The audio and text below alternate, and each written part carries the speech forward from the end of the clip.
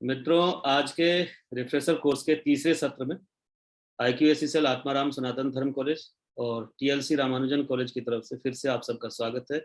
विशेष रूप से अरविंद मोहन सर का, जो आज हमारे इस सत्र में गांधी और शिक्षण अधिगम पर व्याख्यान देंगे। तो सर, आपका स्वागत है। प्रिंसिपल सर का भी, जो हमारे साथ जुड़े हुए हैं कार्यक्रम में शुरू से ही। आज आप लोगों ने साइबर हेल्थ और टेक्नोलॉजी फॉर टीचिंग लर्निंग, इन दो विषयों पर सुबह के 2 सत्रों में व्याख्यान सुना और चर्चा में आप साझा रहे। अभी हमारे बीच अरविंद मोहन जी हैं, जो हिंदी के प्रसिद्ध पत्रकार हैं, जाने माने नाम है। मैं सर का औपचारिक परिचय कराते हुए फिर कार्यक्रम को आगे बढ़ाना चाहूँगा। सर, अरविंद मोहन एक पत्रकार और लेखक और अनुवादक हैं, जिनके पास लगभग 40 वर्षों का अनुभव है। जनसत्ता, इंडिया टुडे, हिंदुस्तान, अमर उजाला और ABP न्यूज के लिए आपने लगातार काम किया है। गांधी के चंपारण सत्याग्रह, उनकी संचार तकनीकों और पंजाब गए मजदूरों से जुड़ा अध्ययन, बिहारी मजदूरों की पीड़ा नामक किताबें आपने लिखी है। चंपारण सत्याग्रह की कहानी, 150 वर्ष बापू, लोकतंत्र का नया लोक, मिस्टर MK गांधी की चंपारण डायरी और मीडिया की खबर उनकी चर्चित पुस्तकों में शामिल है। राजमोहन गांधी की पुस्तकों सहित दर्जनों पुस्तकों का आपने अनुवाद किया है। ज्यांतरेज, सच्चिदानंद सिन्हा, विमल जालान और आशुतोष वार्ष्णेय से जुड़े अरविंद छात्र युवा संघर्ष समिति, समता संगठन और समाजवादी जन परिषद के साथ सामाजिक और राजनीतिक क्षेत्र में निरंतर सक्रिय रहे हैं। वे सन 1983 से प्रकाशित हिंदी दैनिक जनसत्ता, फिर 1986 से प्रकाशित पाक्षिक हिंदी समाचार पत्रिका इंडिया टुडे की प्रारंभिक टोली के सदस्य रहे। दिसंबर 1995 में दैनिक हिंदुस्तान में सहायक संपादक पद पर कार्यरत अपने पत्रकार जीवन में उन्होंने आर्थिक विषयों के साथ ही प्रायः सभी विषयों पर खूब पढ़ा लिखा। 1993 में प्रकाशित उनकी संपादित किताब गुलामी का खतरा ने कई नई आर्थिक नीतियों के आलोचनात्मक विश्लेषण की शुरुआत की। पत्रकारिता, मजदूरों के पलायन और भारतीय जल संचयन प्रणालियों पर आप लगातार लिखते रहे हैं। आपने किताब भी लिखी है। आधुनिक भारत के इतिहास में आपकी गहरी रुचि रही है। 1982 में दिल्ली विश्वविद्यालय से MA की डिग्री पाई और उसके बाद से ही आर्थिक विषयों पर अपना ध्यान केंद्रित किया। सन 1974 ईस्वी के JP आंदोलन से प्रेरित अरविंद मोहन अब तक चलने वाली विविध समानांतर राजनीतिक गतिविधियों से निकट संबंध रखते हैं। राजनीतिक गतिविधियों से जुड़ी हुई बातों पर, मसलों पर, विषयों पर आप लगातार लिखते पढ़ते रहते हैं, जिसके हम निरंतर पाठक हैं। सर, आपका फिर से इस पुनश्चर्या पाठ्यक्रम में स्वागत है। गांधी दर्शन और शिक्षण अधिगम के बीच क्या संबंध हो सकता है? नई शिक्षा नीति आने के बाद उसे फिर से कैसे देखा, पढ़ा, समझा जा सकता है? और आज के संदर्भ में, शिक्षण के संदर्भ में जो गांधी जी के विचार थे, उनको कैसे हम रिलेट कर सकते हैं, जोड़ सकते हैं और शिक्षण अधिगम को और भी व्यावहारिक बनाया जा सकता है? इन तमाम संदर्भों में सर हमारे बीच उपरोक्त विषय पर, जिसकी हमने चर्चा की है, अपना व्याख्यान रखेंगे। सर, माइक आपके हाथ। प्रिंसिपल साहब और दोस्तों, ये थोड़ा मुश्किल अध्यापन है, क्योंकि अध्यापकों के बीच बोलना है। और दूसरा ये कि आप सब लोग नई शिक्षा नीति को लेके मेरे ख्याल अब तक काफ़ी कुछ जानबूझ गए होंगे। ऐसे भी आपने ज़्यादा पढ़ाई की होगी। हम सब लोग पत्रकार हैं, तो हमारे लिए ये पढ़ाई, और आजकल मैं किसी और काम में थोड़ा लगा हूँ ज़्यादा, तो शिक्षा नीति की पढ़ाई कुछ ज़्यादा नहीं हुई है। जो थोड़ी बातें हेडलाइन से जान सकता हूँ उतना ही मैं कहूँगा। और जो दस्तावेज देखे मैंने, वो इतने भारी भरकम और बड़े बड़े थे कि बहुत हिम्मत नहीं हुई कि उनको बारीकी से पढ़ें, क्योंकि उसकी ज़्यादा मुझे अभी उपयोगिता आपके संदर्भ में नहीं लगी, क्योंकि ज़्यादा बातें आप जानते हैं। उसकी तुलना में मैंने गांधी थोड़ा ज़्यादा पढ़ा है, और गांधी के शिक्षा के प्रयोगों में दिलचस्पी रही है। और दिलचस्पी इस लेवल पे भी रही है कि जिन स्कूलों से हमारी पढ़ाई हुई है, वो स्कूल गांधी के बुनियादी और उत्तर बुनियादी पोस्ट बेसिक स्कूल थे। पिता मेरे उसी स्कूल में जीवन भर रहे और वहाँ प्रिंसिपल थे, तो उनका लगाव भी उसी तरह का था। और हम लोगों ने काफ़ी चीज़ें ऐसी देखी जो गांधी के प्रयोग की चीज़ें थी और जिनको एक तरह से रिजेक्ट कर दिया गया आज़ादी के बाद के दौर में, जिनको नौकरशाही ने जो उस क्षेत्र के अध्यापक थे या जिन लोगों ने वहाँ काम किया, उनका तो यही मानना था कि ठीक से मूल्यांकन किए बगैर उन प्रयोगों को दरकिनार कर दिया गया। लेकिन वो लोग भी इस बात को मानते थे और खुश होते थे, और आज तक भी हम सब लोग ये मानते हैं कि जब भी शिक्षा की गंभीरता की बात पर गंभीरता से बात होती है, मुदलियार कमेटी से लेके और अभी पिछले साल मई में पास हुई जो शिक्षा नीति है, वहाँ तक जो जुलाई में, मई में नहीं, जुलाई में पास हुई है, वहाँ तक कुछ बातें बेसिक घूम फिर के गांधी तक ही आती हैं। तो ये इस बात का संकेत है कि बीमारी की पहचान शायद सबको है। बीमारी, जो लोग भी इतने वर्ष से काम कर रहे हैं फील्ड में, उनको बीमारी पहचानने में कोई दिक्कत नहीं है। और इसके लिए कोई बहुत एक्सपर्ट कमेटी का होना, एक्सपर्ट कमेटी की अपनी भूमिका है और गांधी भी वो भूमिका मानते थे। बल्कि गांधी तो इस मामले में कुछ और भी विलक्षण थे कि वो जब उन्होंने दक्षिण अफ्रीका में अपने आश्रमों की शुरुआत की, तभी से शिक्षा का प्रयोग शुरू कर दिया था उन्होंने। और फिर जब साबरमती आश्रम खुला तो वहाँ भी स्कूल बना, जब चंपारण आए तो वहाँ भी स्कूल खोले। उन स्कूलों में काफ़ी प्रयोग हुए हैं, उनकी थोड़ी चर्चा कभी हम लोग आगे कर सकते हैं। लेकिन जब ये बातें वो बड़े जोर शोर से कर रहे थे और करते जा रहे थे और बढ़ते जा रहे थे उस डायरेक्शन में, तो जब 37 में मीटिंग शुरू हुई बुनियादी तालीम संघ की, उसमें जाकिर साहब आए, जिनका इस शिक्षा से कोई वैसा मतलब नहीं था, लेकिन वो शिक्षा के मामले में बहुत ही गंभीर और जानकार व्यक्ति थे। तो जाकिर साहब ने गांधी के शिक्षा प्रणाली पे आपत्ति की, एक दो बहुत गंभीर। और वो गंभीर आपत्ति ये थी कि जिस तरह से आप बच्चों से श्रम कराने की वकालत करते हैं, उसमें ये हो जाएगा कि बच्चे गुलाम बन जाएंगे शिक्षकों के, और जो गुलामी परिवार में कई दफे बच्चों को मिलती है, ये उससे ज़्यादा गहरी होगी और ज़्यादा नुकसानदेह होगी। तो गांधी ने तुरंत इस बात को माना, और सिर्फ माना नहीं, जो बुनियादी तालीम की ऑल इंडिया कमेटी बनी, जाकिर साहब को उसका अध्यक्ष बनाया। और उसका मुख्य मुद्दा जो है वो यही सही आलोचना थी, जिसको गांधी को लगा कि ये बात उनके दिमाग में क्यों नहीं आ रही थी और जाकिर साहब ने कैसे कही। तो गांधी इस आलोचना को और बदलाव को इस लेवल पे लेने के तत्पर थे। लेकिन गांधी बहुत साफ ढंग से जो शिक्षा चल रही थी तब, उसके पक्ष में नहीं थे। और इस हद तक उनका विरोध था कि अपने बच्चों को उन्होंने वो शिक्षा नहीं दी, बल्कि बड़े बेटे से उनका सारा विद्रोह, सारी नाराजगी और फिर हरिलाल का बिगड़ना, और बिगड़ना ही नहीं, हरिलाल की बगावत कई लेवल पे, गांधी के खिलाफ भी, गांधी की पद्धति के खिलाफ भी एक तरह की बगावत है। और कई चीज़ें हरिलाल में माना जाता है कि काफ़ी सच्ची थी, और जो उनकी नाराज़गी थी, वो नाराज़गी, बल्कि हरिलाल पे जो उनकी पोती ने किताब लिखी है, वो यही लिखा है कि गांधी ने एक हीरा खो दिया। ये हरिलाल सिर्फ हरिलाल नहीं थे, एक हीरा थे जिसको गांधी ने खो दिया। और गांधी परिवार के भी काफ़ी सारे लोग ऐसा मानते हैं कि उन, और गांधी परिवार ही नहीं, बाहर भी काफ़ी सारे, आज भी अगर हरिलाल से काफ़ी लोगों की सिंपैथी है, तो उसकी वजह यही है कि कहीं ना कहीं लोग मानते हैं कि गांधी ने वो प्रयोग जो किया, और जो मुख्य रूप से शिक्षा का प्रयोग है, उसमें हरिलाल से और बाकी चीज़ों की नाराजगी नहीं थी। हरिलाल ये चाहते थे कि वो भी पढ़ें उसी तरह से जैसे गांधी ने पढ़ाई की थी, वो भी उसी तरह से बैरिस्टर बने, इंग्लैंड में पढ़ें, यूरोप में जाएं और वहाँ से पढ़ लिख के आएँ, और उसी तरह से साहब बने जैसा गांधी नहीं बने या और लोग बन गए थे। और कहीं ना कहीं शुरू में कस्तूरबा की भी ये इच्छा थी कि हरिलाल भी उसी तरह से बने। तो गांधी ने ये प्रयोग उस लेवल पे किया कि अपने सारे बच्चों को, और बाकी बच्चों को तो कोई डिग्री भी नहीं थी, हरिलाल तो कुछ मैट्रिक वैट्रिक में फेल हुए और उसके बाद दूसरे धंधे किया, लेकिन बाकी बच्चों को उस तरह की फॉर्मल पढ़ाई भी नहीं हुई, किसी बच्चे की फॉर्मल पढ़ाई नहीं हुई। गांधी के यहाँ फॉर्मल पढ़ाई तीसरी पीढ़ी से शुरू हुई, देवदास गांधी के बेटों से, बेटे बेटी से।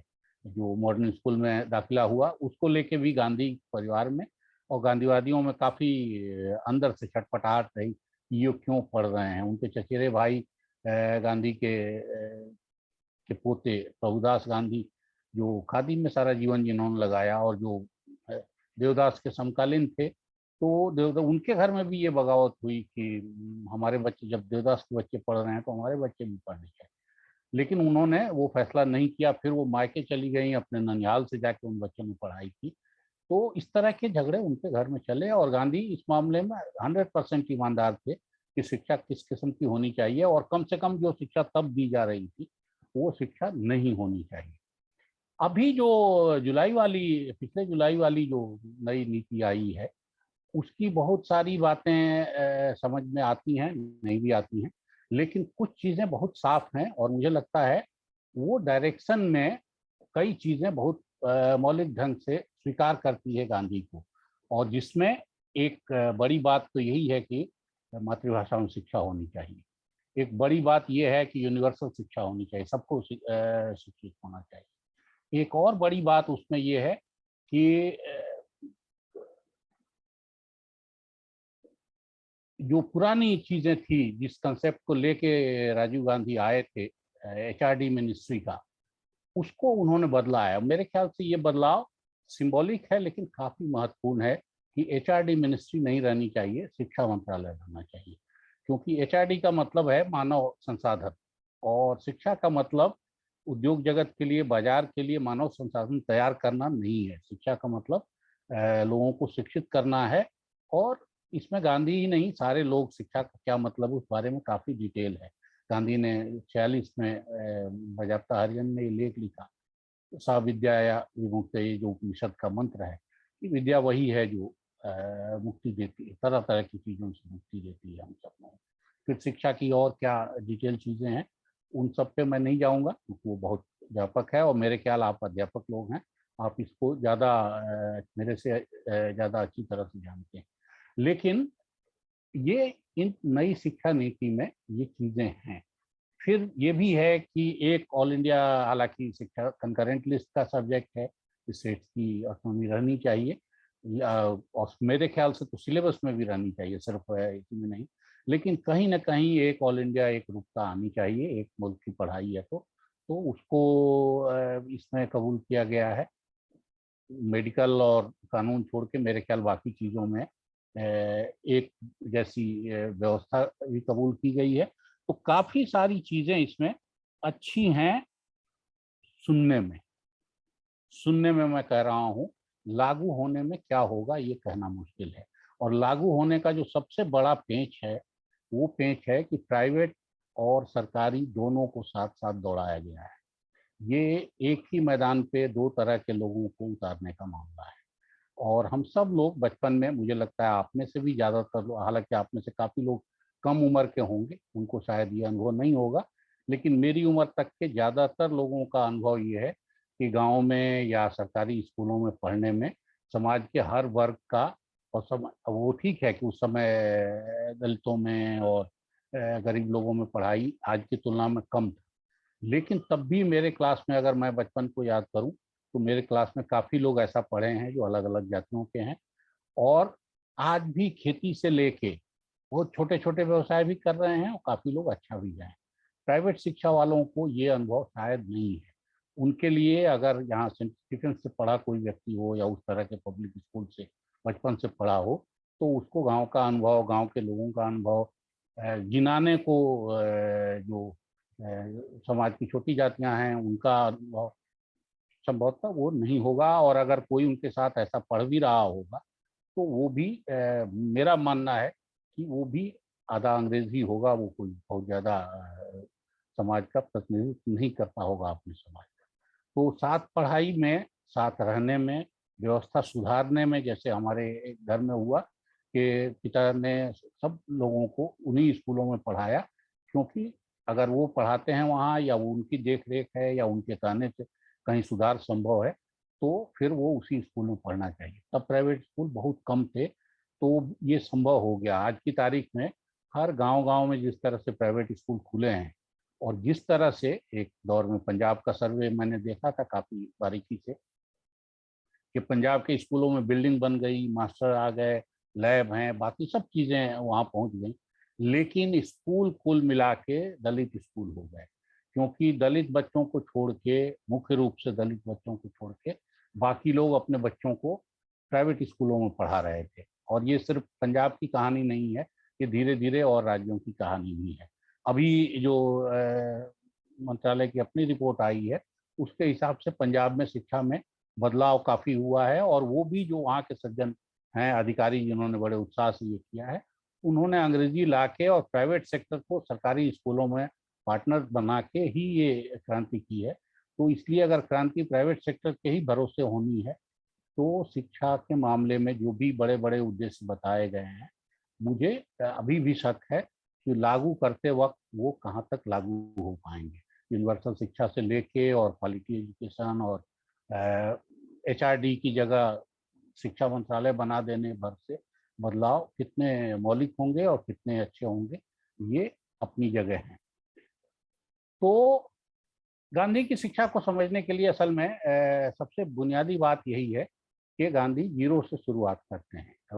अगर जब उन्होंने वहाँ टॉलस्टॉय फार्म बनाया तो वहाँ से जब शुरू हुई पढ़ाई है, फिनिक्स और टॉलस्टॉय, फिनिक्स से पढ़ाई ज़्यादा सिस्टमेटिक शुरू हुई। तो उन स्कूलों में कोई कोर्स नहीं था, कोई क्लास का वर्गीकरण नहीं था, आश्रम के बच्चे सब थे जो भी उस फार्म में रहते थे, उन्हीं बच्चों को लेकर पढ़ाना था। पढ़ाने वालों में खुद गांधी भी थे और उनके बाकी सहयोगी भी थे। धीरे धीरे कई सहयोगी थोड़ा स्पेशलाइज और करने लगे कि वो ज़्यादा पढ़ाने लगे, और गांधी की व्यवस्था बाहर रहती थी। गांधी की चिट्ठियां अगर उस दौर को आप देखेंगे तो आपको लगातार लगेगा कि वो जहाँ कहीं भी हैं उनको अपने बच्चों की चिंता है और उनको क्या पढ़ाया जाए इसकी चिंता है। और पढ़ाने की जो सूची वो बार बार अपने भतीजों जो मैनेजर थे उस फार्म के, उन लोगों को जो वो चिट्ठियाँ लिखते हैं उसमें नैतिक शिक्षा पे काफ़ी जोर है। अंकगणित और भूगोल इतिहास के अलावा ये नैतिक शिक्षा वाली बात बहुत ज़्यादा है। जो किताबें वो बताते हैं कि ये किताब फलां जगह रखी है, उसको लेके पढ़ो। कुछ कहानियाँ छोटी छोटी जो धर्म से जुड़ी, और वो धर्म सिर्फ हिंदू धर्म नहीं है, वो सारे धर्म बड़े सिस्टमेटिक ढंग से, बल्कि ये जो सिलेबस सब बाद में बने हैं जिनको लेके आज तक कंट्रोवर्सी कई तरह की चल रही है कि अकबर बड़े उदार थे और औरंगजेब थोड़े कट्टर थे और फलाना, जो हमारे इतिहास के नायक और इनका इनका गढ़ने का जो काम, ये सब उसी पीरियड का है और उसमें गांधी का रोल बड़ा है, नेशनल मूवमेंट का रोल बड़ा है। इसको आपको याद रखना होगा कि ये सब भी जो कहानियां चुनी गई हैं और ये सब जो पात्र चुने गए हैं और इतिहास के, फिर इतिहास लिखने की धारा बदली थोड़ी अलग, लेकिन इन सब का चुनाव में हमारे राष्ट्रीय आंदोलन का और गांधी का बड़ा रोल है। तो गांधी का वो स्कूल तो किसी फॉर्मेट में नहीं था। आपके जो कोई भी फॉर्मेट आप ले आएंगे और आप देखें कि उसी में से देवदास भी पैदा हुए, उसी में से रामदास भी निकले, उसी में से सारे उस पीरियड के जो लोग भी पढ़े लिखे हैं वो उन्हीं स्कूलों से निकले हैं। उसी स्कूल में एक बच्ची और एक बच्चे ने गलती की थी कोई, उसके लिए गांधी ने अपना पहला उपवास किया और उस उपवास का असर स्कूल पे उन बच्चों पे पड़ा और सारे स्कूल पे पड़ा। तो उपवास भी कहीं प्रभावी हो सकता है, ये प्रयोग गांधी ने शिक्षा के सिलसिले में ही किया। तो कोई राजनीतिक मसले पे इसका प्रयोग बाद में हुआ है। गांधी कबूल करते हैं कि वो गुस्सा अपना रोकना चाहते थे और गुस्सा उन्होंने रोका, लेकिन वो गुस्सा उन्होंने तब रोका तब भी उनका निकला और एक बच्चे की पिटाई उन्होंने स्केल से की। तो इसलिए आप शिक्षक हैं, आपको भी ये गुस्सा आता होगा जरूर।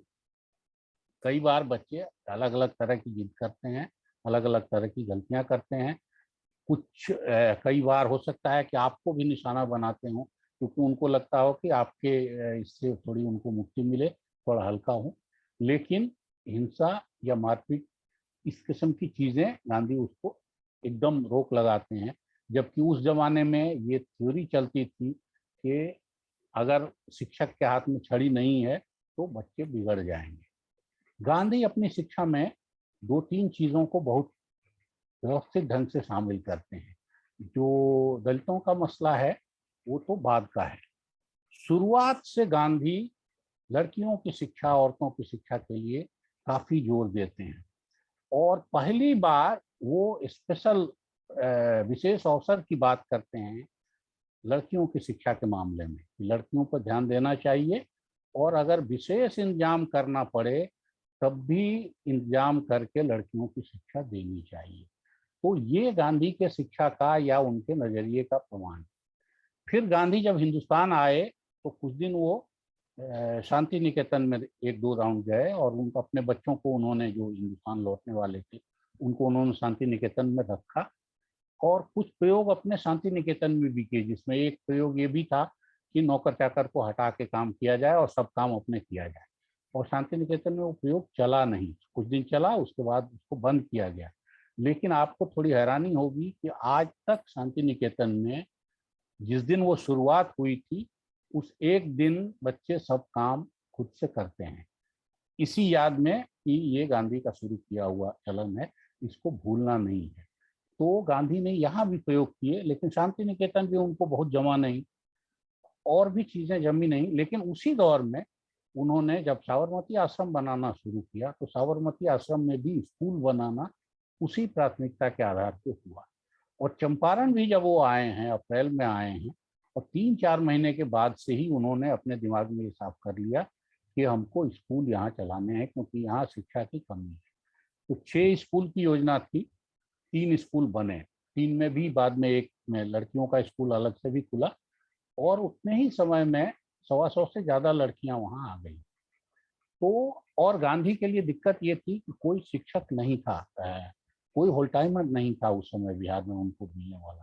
तो उन्होंने बाहर से लोग मंगाए, और बाहर से लोग कोई विद्वान नहीं मंगाए, कोई शिक्षक नहीं मंगाए, वो सामाजिक कार्यकर्ता मंगाए। और इस तरह के भी सामाजिक कार्यकर्ता है जो मुश्किल से साक्षर थे। उन स्कूलों में बा ने भी पढ़ाया जो मुश्किल से साक्षर थी। उसमें आनंदीबाई नामक एक शिक्षिका भी आई जो लगभग कुछ नहीं पढ़ा सकती, लेकिन उसी में अवंतिकाबाई जैसी नर्स भी आई जिन्होंने नर्सिंग और सफाई का काम भी काफी सिखाया और पढ़ाने का भी काम काफी किया। बल्कि उनका तो स्कूल बहुत ही जबरदस्त ढंग से चला। उसी में उनके सहयोगियों की, महादेव भाई की पत्नी, उसी में पारिक साहब की पत्नी, उसी में धरनी बाबू की पत्नी, जो उनके चंपारण आंदोलन के सहयोगी थे, उनके लोग भी, बल्कि उसी में किशोर प्रसाद की पत्नी, जो बहुत पढ़ी लिखी तो नहीं थी, एकदम नहीं थी, लेकिन उनकी बेटियां फिर तुरंत आगे आई। प्रभावती जी उसी परिवार की थी, उन्हीं की बेटी थी। तो प्रभावती जी बाद में और राजनीति में फिर उन्होंने कैसी भूमिका निभाई उसकी चर्चा मैं नहीं करूंगा। लेकिन चंपारण में बिना शिक्षकों के भी स्कूल शुरू हुआ। बाहर से जो लोग आए उनको सिर्फ उनका गुजारा भत्ता दिया गया, उनको कोई ऐसा, और गांव वालों से सहयोग लिया गया, बांस में, जमीन लेने में, खर में। और जो शिक्षक गए वो शिक्षक भी ऐसे ही थे, जैसे कृपलानी जी को पढ़ाने को उन्होंने कहा, तो कृपलानी को न हिंदी आती थी तब ठीक से, न भोजपुरी आती थी। उसमें देवदास भी पढ़ाते थे। देवदास खुद भी कोई डिग्री वाले नहीं थे, देवदास पीटी सिखाते थे। बच्चे वहां जाके नहाएं धोएं, बाकी संस्कार सीखें, और अक्षर ज्ञान हो, अंक का ज्ञान हो, इतिहास की कुछ कथाएं सुने, भूगोल की कुछ कथाएं सुने। इस तरह से बच्चों की पढ़ाई शुरू हुई। तो कोई सिलेबस भी उस समय तक ढंग से नहीं बना था, लेकिन इसके बावजूद हम पाते हैं कि उन स्कूलों का रिजल्ट धीरे धीरे जीवन के और मामलों में किसी भी दूसरे स्कूल से बेहतर आता गया। गांधी शिक्षा का प्रयोग कभी नहीं भूले। गांधी उसके बाद शिक्षा का प्रयोग लगातार चलाते रहे। बल्कि जब 37 में सरकारें बनी कांग्रेस की कई प्रांतों में, तो गांधी ने बहुत जोर दिया कि खादी और शिक्षा, ये 2 प्रोग्राम कम से कम वो लोग बड़े पैमाने पे चलाएं। और उन स्कूलों में, जैसे चंपारण का शुरुआती स्कूल है, उसमें भी गांधी ने रस्सी बांटने को, टोकरी बनाने को, लकड़ी के काम को, इन सब कामों के लिए लोकल जानकार लोगों को भी रिक्रूट किया, और उन लोगों ने भी बच्चों को ये शिक्षा दी। बाद के खादी में हम देखते हैं कि पूरा ही बुनियादी तालीम में इस तरह के सारे ग्रामोद्योगों की और जीवन की जरूरत, बागवानी की, मुर्गी पालन की, इन सब की शिक्षा दी गई, और इन सब का फायदा घाटा जो भी होना है वो हुआ। ये जो नई शिक्षा नीति आई है पिछले साल की, उसमें भी वोकेशनलाइजेशन को काफी महत्व दिया गया है। ये मुदलियार कमेटी की रिपोर्ट से वोकेशनलाइजेशन की चर्चा चल रही है, लेकिन वोकेशनलाइजेशन कहीं भी अभी तक मुझे ढंग से स्कूलों में दिखाई नहीं दिया।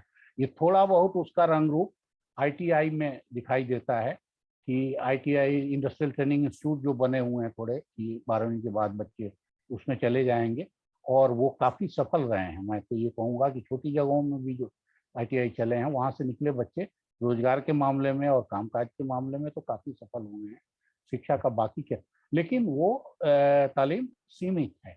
जो हिंदुस्तान में गांधी के समय तो 80% से ऊपर था, आज भी सब होने के बाद लगभग 2/3 लोग गाँवों में हैं।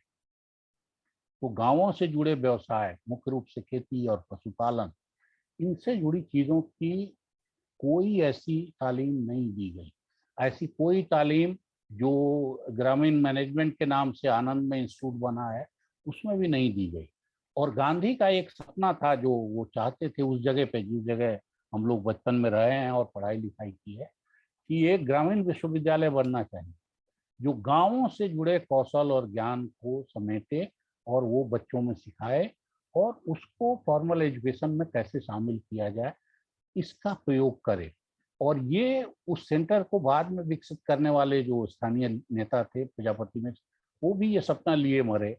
और आज अब मैं जाता हूँ उस जगह से तो देखता हूँ कि उस पूरी जमीन पे, वो कई 100 एकड़ जमीन था, बेतिया राज का, उस पूरी जमीन पे अजीब अजीब यार्ड बन गया है, तो इंडस्ट्रियल यूनिट्स बन गए हैं, लेकिन सिर्फ इंजीनियरिंग कॉलेज खुल गया। लेकिन बाकी अब वो जो शिक्षा की बात की कि ग्रामीण कौशल, और वो कहीं नहीं आया है।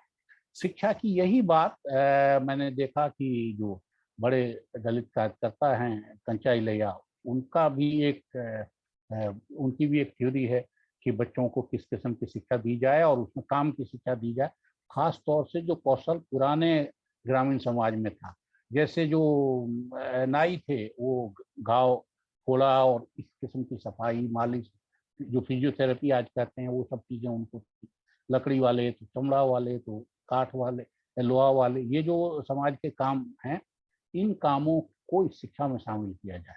मैंने उनसे पूछा कि इसमें आपने गांधी को याद क्यों नहीं किया, कि जब ये बातें आप कह रहे हैं तो गांधी भी ये बात कहते थे। तो बड़ा कड़वा मुंह होकर उन्होंने कहा कि ये मैं क्यों कहूँगा।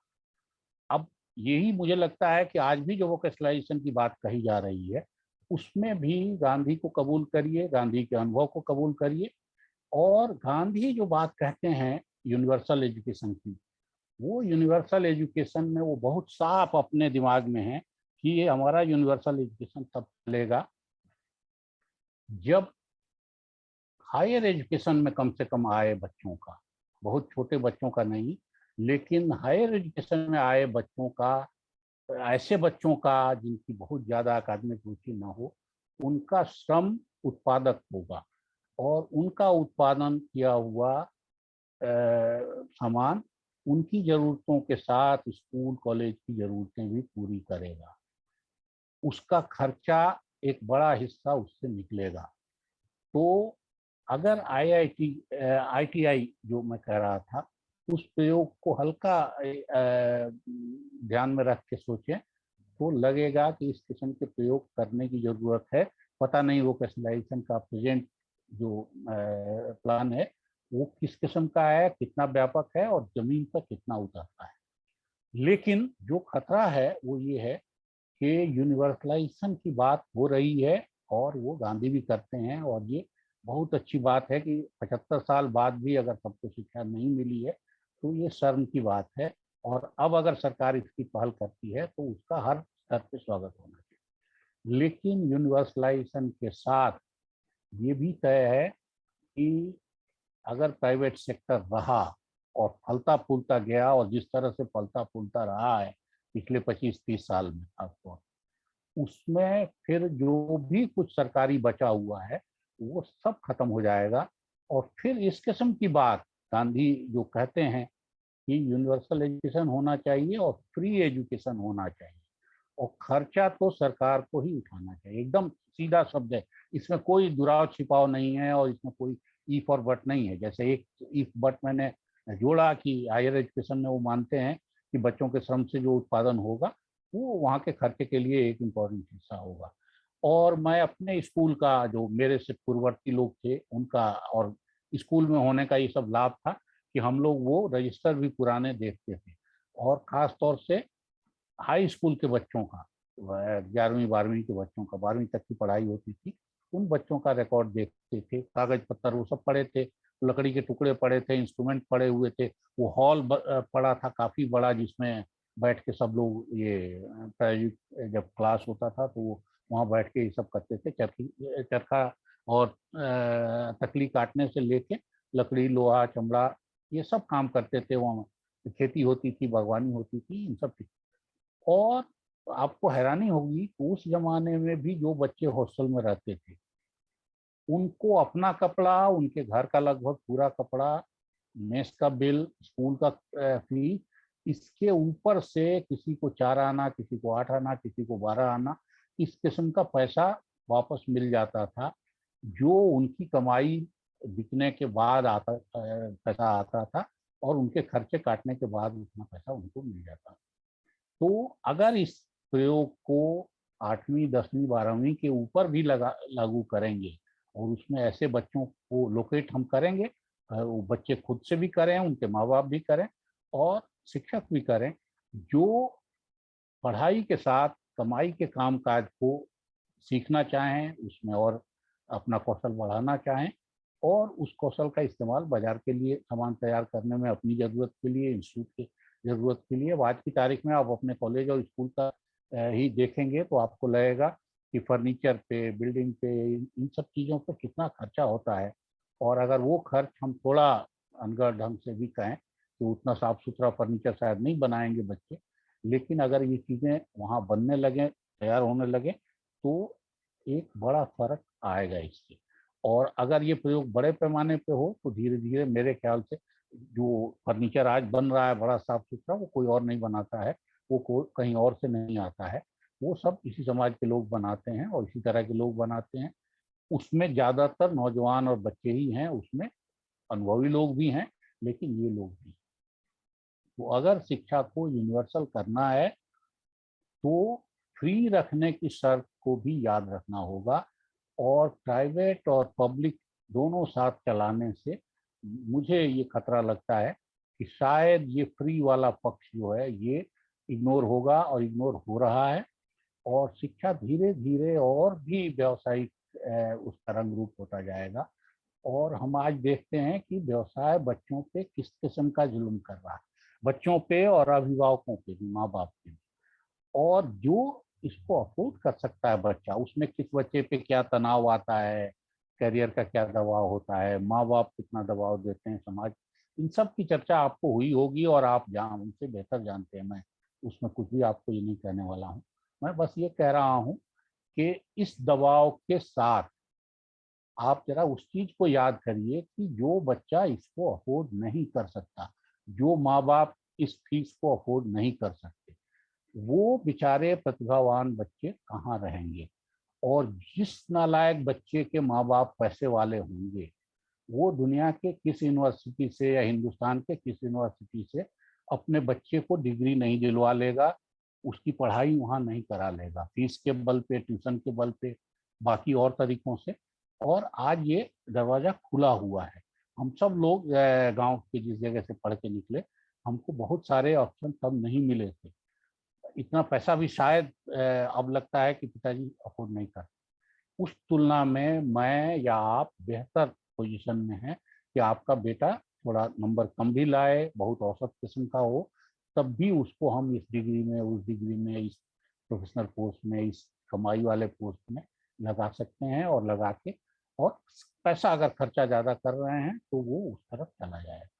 गरीब बच्चों को तो ये जो फासला है अमीर गरीब का, साक्षर निरक्षर का, ये मेरे ख्याल से अगर प्राइवेट सेक्टर शिक्षा में रहा ज़्यादा तो ये बढ़ने ही वाला है, ये कम होने वाला नहीं है। और इसमें फिर बताना नहीं होगा कि कौन लोग छूटेंगे, और सिर्फ वो नहीं छूटेंगे, उस चक्कर में मुल्क छूटेगा। क्योंकि अगर प्रतिभाएं सही ढंग से नहीं निकलती हैं, शिक्षा का जो असली उद्देश्य है कि प्रतिभा को, हर तरह की प्रतिभा को सामने ले आना, तो अगर वो प्रतिभाएं नहीं निकलती हैं, जिस आदमी को सुपर कंप्यूटर चलाना चाहिए वो गांव में लोहारी करेगा, जिस आदमी को सबसे बढ़िया सर्जन होना चाहिए वो हजामत करेगा, जिस आदमी को लोहे का काम करना होगा सबसे बढ़िया है। वो वहाँ जिस मलाह के बच्चे को गोल्ड मेडल मिलना चाहिए खेल में, वो वहाँ मछली मारने के चक्कर में शुरू से पड़ा रह जाएगा। तो ये सिर्फ उसका नुकसान नहीं है, उसका नुकसान आज भी हो रहा है, ये समाज का और मुल्क का नुकसान होगा। अगर इस तरह की प्रतिभाएं गांव में पैसे के अभाव में, शिक्षा के साधनों के अभाव में दबी रह जाती हैं, तो ये उसका तो नुकसान जो होना है तो होगा ही, लेकिन पूरे समाज का नुकसान होगा। और अपने यहाँ आपको मेरे से भी ज़्यादा ये मालूम होगा ये कहानियाँ। मैं कुछ समय तक पत्रकारिता पढ़ाता था कई जगह, प्राइवेट इंस्टीट्यूट में भी और दिल्ली यूनिवर्सिटी में भी, साउथ कैंपस में।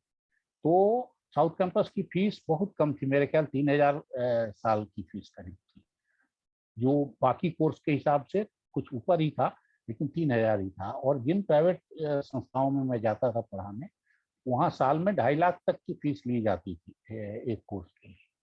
तो मैंने कई दफे कहा कि यहाँ भी फीस, जब बात आपस में शिक्षक लोग करते थे कि यहाँ बढ़नी चाहिए, तो हमारे सीनियर प्रेम सिंह ने कहा कि तुमको भ्रम हो रहा है वहाँ पढ़ाने के चलते, कि हमने जो फीस बढ़ाई है, अभी फीस अभी बढ़ी है, बोले इसी में कितने बच्चे ऐसे आते हैं जो ये भी नहीं अफोर्ड कर सकते और जो इसके लिए भी अपना दुखा रोते हैं।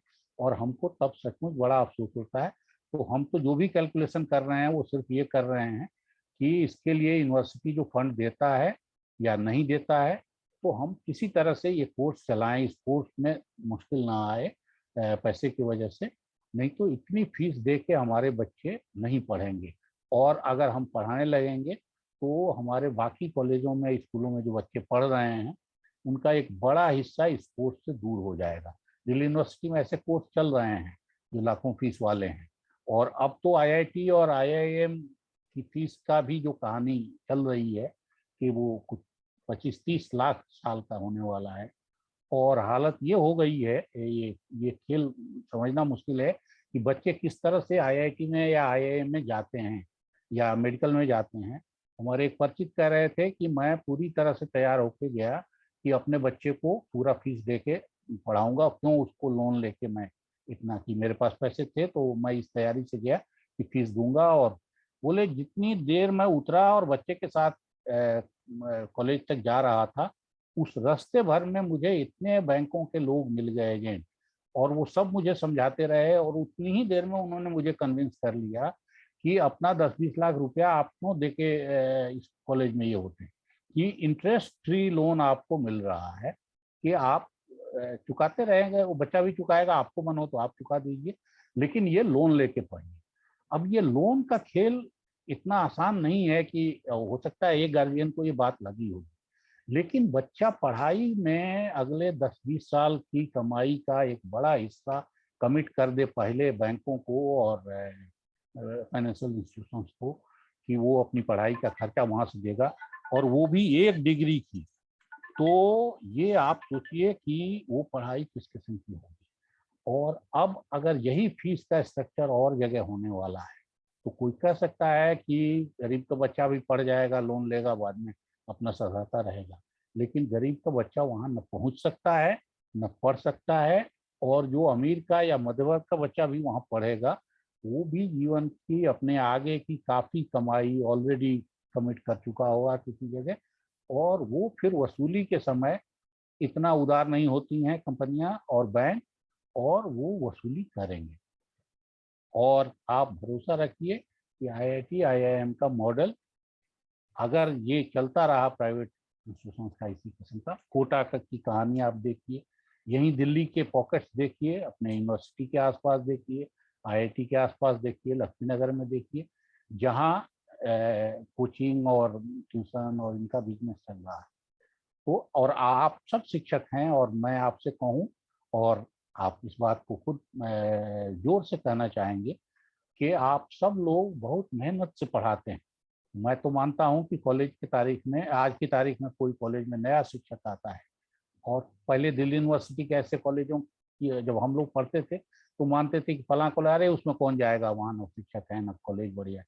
आज के तारीख में दिल्ली यूनिवर्सिटी के किसी कॉलेज के लिए इस किस्म की बात नहीं कही जा सकती, क्योंकि वहाँ अच्छे शिक्षक पहुँच गए हैं, बड़े मेहनत से पढ़ाते हैं, बच्चों को लोकेट करते हैं, उनको उनके साथ मेहनत करते हैं। बल्कि एक बच्चा हमारा ऐसा परिचित आया जिसका दाखिला ऐसे ही किसी कॉलेज में, दूर के कॉलेज में हुआ, वो यूनिवर्सिटी में दूसरे या तीसरे नंबर पे आ गया बीए की परीक्षा में।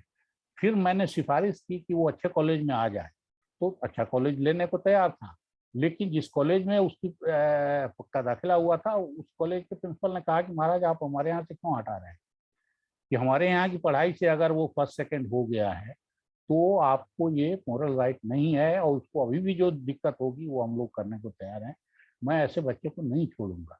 तो ये स्थिति आप लोगों ने बनाई, लेकिन ये स्थिति बहुत दिन चलेगी ये मुझे भरोसा नहीं है, क्योंकि धीरे धीरे आप देखिए अपने आसपास किस किस्म से प्राइवेटाइजेशन और बाकी चीज़ों का, और प्राइवेटाइजेशन सिर्फ ये पढ़ाई और फीस का मामला नहीं है, ये मामला बिल्डिंग पे भी आ रहा है, ये मामला एडहॉक टीचिंग पे भी आ रहा है, ये सब चीज़ों में धीरे प्राइवेट स्कूलों की हालत देखिए, देश के हर राज्य में इतने एडहॉक शिक्षक और पैरा टीचर्स हो गए हैं। क्यों हो गए हैं भाई? जब इतने बच्चे हैं, इतनी पढ़ाई होनी है, इतना सब कुछ होना है, तो शिक्षक क्यों आधे अधूरे रहेंगे?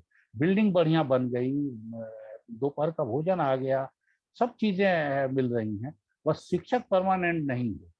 ये पढ़ाई का एक पक्ष है और एक नया रोग है जो प्राइवेटाइजेशन के साथ बढ़ता जाएगा। और मैं मानता हूं कि किसी भी प्राइवेट इंस्टीट्यूशन का टीचर अगर आज की तारीख में दिल्ली यूनिवर्सिटी उसको बुलाए या जामिया बुलाए या जेएनयू बुलाए, वो वहाँ से भाग, हो सकता है थोड़ी कमाई कम हो, तब भी वो आएगा, क्योंकि यहाँ जिस चैन से वो पढ़ता है, पढ़ाता है, जिस तरह से नए अकादमिक अपने भी काम वो कर सकता है, बच्चों से कराता है। जेएनयू के शिक्षकों को हमने देखा है कि उनके साथ कितने बच्चे काम करते रहते हैं। दिल्ली यूनिवर्सिटी में भी एक एक शिक्षक यहाँ इतने बच्चे पीएचडी का अच्छा काम करते हैं, सिर्फ ये नहीं कि डिग्री दिलाने।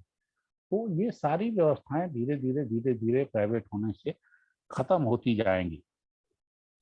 लेकिन गांधी की शिक्षा जो है, अगर गांधी की शिक्षा की बात की जाए तो गांधी की शिक्षा कभी भी सिर्फ किताबी शिक्षा नहीं है। गांधी शरीर, बुद्धि और आत्मा, इन तीनों की शिक्षा की बात करते हैं। इतने कंप्लीट शिक्षा की बात एक सुर में अगर कहेंगे तो नई शिक्षा नीति से भी ये सुर निकलता है, तो उससे भी ये सुर निकलता है कि बच्चों को सिर्फ मातृभाषा में अगर शिक्षा 5वीं तक देने की बात आ रही है, उसके ऊपर फिर वोकेशनलाइजेशन, तो लग रहा है कि कोशिश उस तरफ जाने की जा रही है। लेकिन जो समाधान दिया जा रहा है, जो समाधान किया जा रहा है, वो मुझे लगता है कि उपयुक्त नहीं लगता है। और उसमें जैसे आप देखें, दिल्ली में डीटीसी की बसें चलती हैं और प्राइवेट बसें चलती हैं, और डीटीसी की दुर्गति सबसे उसी दौर में हुई जब ये प्राइवेट और डीटीसी दोनों साथ चलने लगे। और आप देखिए कि जैसे डीटीसी की बस चलती है, वो पीछे पीछे खाली आ रहा है, आगे आगे सारा पैसेंजर लेके प्राइवेट वाला चला जा रहा है। और डीटीसी ड्राइवर को उसने क्या दिया है, एक ब्रेड पकौड़ा, एक चाय, कि तू तब तक चाय और ब्रेड पकौड़ा ले, तब तक हम आगे आगे चल रहे हैं, और सारे पैसेंजर लेता वो चला जाए। तो उसी रूट पे चल के वो मालामाल प्राइवेट वाला हो जाएगा, और उसी रूट पे चलते हुए डीटीसी कंगाल होती जाएगी। और जिस डीटीसी ड्राइवर को इतनी तनख्वाह मिलती है जो प्राइवेट वाले को कभी नहीं मिल सकती, वो एक ब्रेड एक पकौड़े के चक्कर में सारे टेलीफोन कंपनियों का काम आप देखिए कि प्राइवेट और बीएसएनएल साथ हुए हैं तो क्या दुर्गति बीएसएनएल की हुई है। इतना बड़ा नेटवर्क लेके, और वही लाइनमैन को वो लोग भी कुछ दे लेके उनसे लाइन खराब कराते थे या कंप्लेन दूर नहीं कराते थे। और आज हमारे आपके बीच में कितने लोगों के घर में बीएसएनएल के फोन रह गए, या जो सरकारी ये है उसका फोन जो मोबाइल सरकारी कंपनी है उसका फोन ही रह गया। उन टावरों को नीलाम करने की बात चल रही है, जो टावर हैं, जो केबल बिछे हुए हैं उनको नीलाम करने की बात चल रही है। तो इसलिए प्राइवेट और ये दोनों प्लेयर एक साथ नहीं चल सकते। और बाकी चीजों में मान लीजिए थोड़ी देर के लिए हम माफ करें भी, हेल्थ और एजुकेशन दो ऐसी चीजें हैं जिनमें इनको माफी नहीं दी जा सकती। और आप, मैं कहूँगा कि गांधी के प्रयोग को हेल्थ के मामले में भी देखिए, खाली शिक्षा के मामले में भी नहीं देखिए, हेल्थ के मामले में भी देखिए। गांधी जब चंपारण आए थे उस समय चंपारण में भयंकर बीमारियां थी, चर्म रोग बड़े पैमाने पे थे, ग्वाइटर, ये जो घेंगा है वो बीमारी बहुत बड़े पैमाने पे थी, बुखार आना तो लगता था कि बुखार का मौसम है, सचमुच मौसम है, और बुखार फिर होते होते मलेरिया तक, सामान्य बुखार से लेके, क्योंकि मच्छर इतने थे शरीर में, आयरन और आयोडीन और कई चीजों की ज्यादा कमी होने से कई तरह की परेशानियां। तो गांधी ने अपना प्रयोग जो किया उस प्रयोग में हेल्थ भी था, और चंपारण भर में उन्होंने अपने वर्करों से और जो कार्यकर्ता आए उनसे ये प्रयोग चलवाया, और प्रयोग चलाया तो तीन ही चीजें होती थी उसमें। एक कुनैन दिया जाता था बुखार होने पे, एक अंडी का तेल पिलाया जाता था, जीभ निकल के दिखवाया, जीभ अगर सफेद दिखी तो अंडी का तेल पिलाओ, पेट साफ होगा तो इसका बाकी चीजें ठीक होंगी। और एक मरहम जैसा कुछ होता था जो जो चर्म रोग के ऊपर लगा दिया गया, जिसका चर्म रोग है उसको। इससे ज्यादा और किसी को घर ले जाने के लिए दवाई नहीं दी जाती थी। जो ये हेल्थ वर्कर काम करते थे यही लोगों का इलाज करते थे। उससे ऊपर की बीमारी अगर उनको लगी या किसी को लगी तो एक ही डॉक्टर थे, डॉक्टर देव, उनके आने का इंतजार किया जाता था, उनका दिन बंधा हुआ था, डिफरेंट जगह वो आते थे, लोग खुद से या कार्यकर्ता उनको लेके जाते थे। तो अगर इन अंडी का तेल पिलाने से और कुनैन की गोली खिलाने से और घाव का मरहम लगाने से बीमारियां ठीक हो सकती हैं, चंपारण जैसे में जिसकी हालत का बहुत ज्यादा खराब थी, और वो खराब हालत देख के ही गांधी ने ये शुरुआत किया था। तो आज आप देखिए कि आपके इर्द गिर्द रोग और जांच और लैब और बीमारियां बीमारियां भी सिर्फ वो किस तरह से बढ़ी हैं, किस तरह से फैली हैं, और उसमें डॉक्टरों का, टेक्नीशियनों का बिजनेस किस किस्म से बढ़ा है। तो हेल्थ को और शिक्षा को, बाकी चीजों में भी सब और चीजें चलती हैं, सरकार से संभलती हैं नहीं संभलती हैं, लेकिन इन दो सेक्टर्स में कम से कम सरकार को कोशिश करनी चाहिए कि सबको स्वास्थ्य का लाभ, बुनियादी लाभ कम से कम, और शिक्षा भी, बुनियादी पढ़ाई और यूनिवर्सल पढ़ाई एक लेवल तक तो कम से कम जरूर सबको देने की कोशिश करनी चाहिए, और वो फ्री होनी चाहिए। उसका खर्चा, कोई सरकार अगर पैसा न होने के नाम पे ये सब कहती है तो उसको टैक्स लेने का कोई राइट मोरल नहीं है। और बच्चों की शिक्षा देने में सिर्फ सरकार की जिम्मेवारी नहीं है, बच्चों की शिक्षा में एक बड़ा प्लेयर शिक्षक और शिक्षा से जुड़े दूसरे लोग, उनको भी अपने आचरण में काफी सारे बदलाव। और मैं मानता हूँ, अभी भी तारीफ कर रहा हूँ कि जामिया और दिल्ली यूनिवर्सिटी और जेएनयू के टीचर और अम्बेडकर यूनिवर्सिटी के टीचर कंपैरेटिवली मुल्क के बाकी जगहों से काफी अच्छे हैं, लेकिन यहाँ भी व्यवसाय वाले लोग कम नहीं हैं। बाहर की स्थिति की कल्पना आप नहीं कर सकते। तो शिक्षकों के आचरण और पढ़ाई लिखाई की भी अपनी जरूरत है। एक कहानी मैं आपको सुनाता हूँ छोटी, और उसके बाद फिर सवाल जवाब पर हम लोग आएंगे। ये कहानी मेरे पिता की है, जो शिक्षक थे और हमारे शिक्षक भी थे और अभिभावक भी थे। हम सब लोग जब स्कूल में पढ़ते थे तो हमको एक या दो फिल्म देखने को मिलती थी साल में, वो भी जब एनुअल एग्जाम हो जाए तब, और या छमाही परीक्षा हो तब, उसके बीच में फिल्म देखने की इजाजत नहीं थी। उस समय हमको पैसा थोड़ा मिलता था कि जाइए फिल्म देख के आइए। तो हम सब लोग एक फिल्म की चर्चा बचपन में बहुत सुनते थे, वो पाकीजा। तो जब पाकीजा फिल्म आई तो जैसे ही चर्चा हुई, संजोग से उस समय हमारा कोई ऐसा ब्रेक होने वाला, तो पिताजी ने सीधा कहा कि नहीं, ये फिल्म देखनी है और तुम लोग को अभी फिल्म देखने नहीं जाना। माँ से पूछा तो बोले नहीं, वो एकदम नाम लेके उन्होंने मना किया है कि नहीं नहीं जाए। अब मुझे ये बात समझ में नहीं आई, क्योंकि बाकी फिल्में हम लोग देख लेते थे, तो ये फिल्म तो नहीं देखी।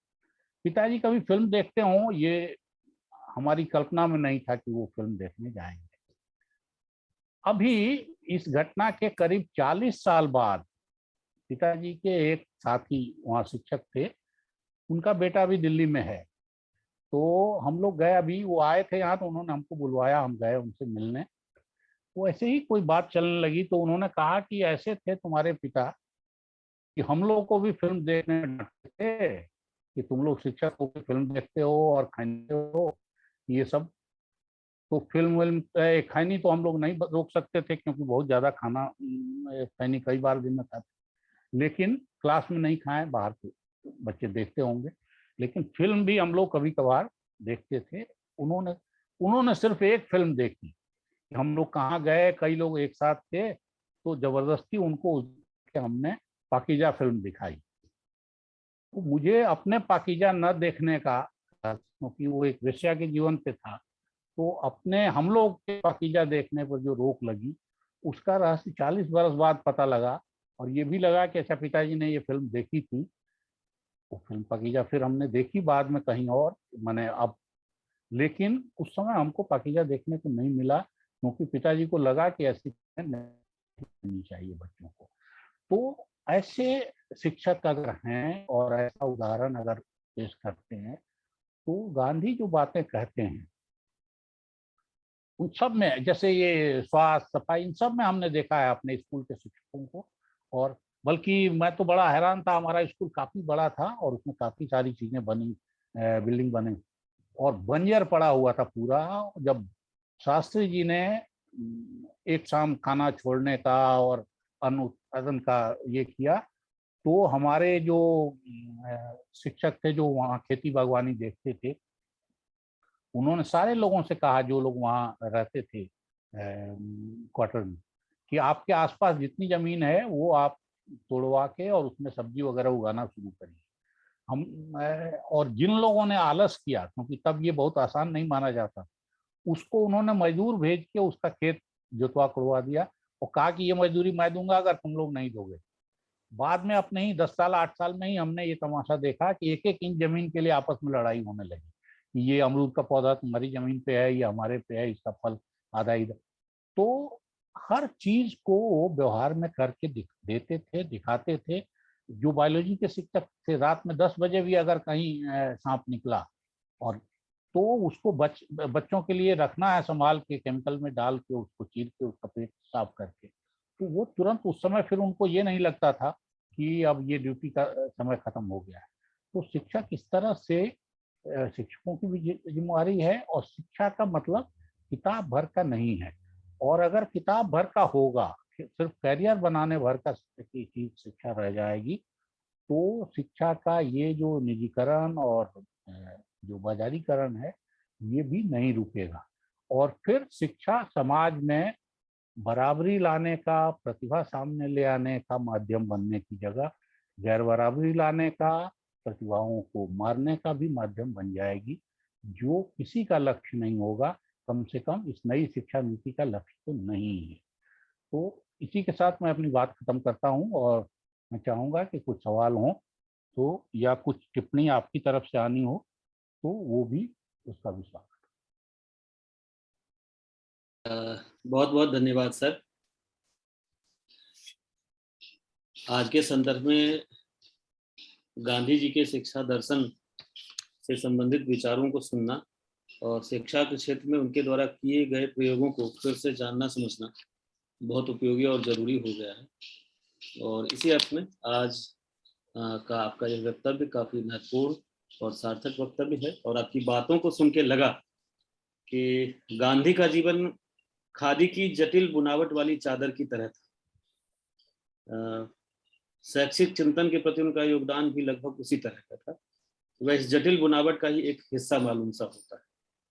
इसमें उनकी कल्पनाशीलता, सक्रियता के साथ अन्य लोगों के साथ उनके निरंतर संवाद की महत्वपूर्ण भूमिका होती थी।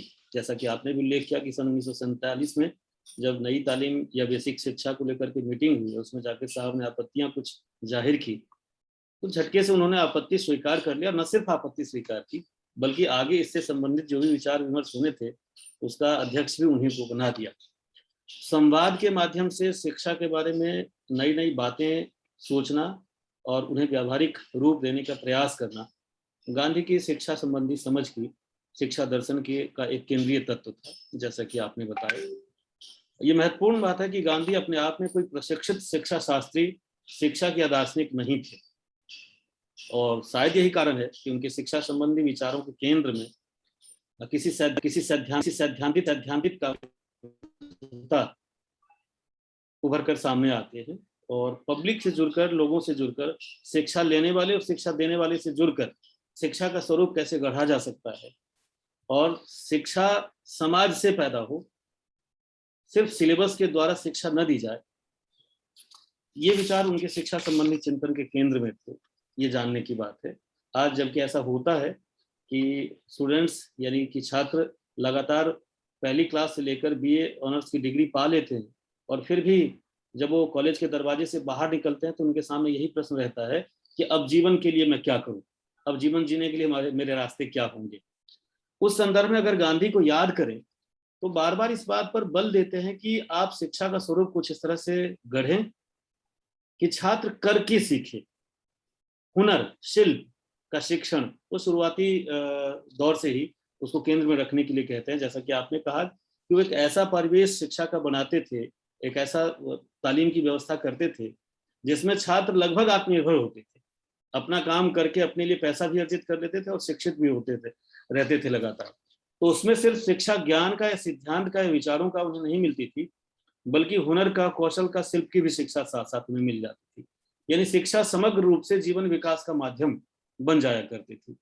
तो गांधी की शिक्षा को, दर्शन को इतने व्यापक परिप्रेक्ष्य में हम लोगों के बीच आपने रखा है, समझाया है और इस बात की तरफ ध्यान दिलाया है कि आज बेटी पढ़ेगी बेटी बढ़ेगी टाइप जो नारे गढ़े जाते हैं, गांधी जी शुरुआती दौर से ही इस तरह की चीजों को आगे बढ़ाने में प्रयासरत थे और स्त्री शिक्षा पर उनका विशेष बल था।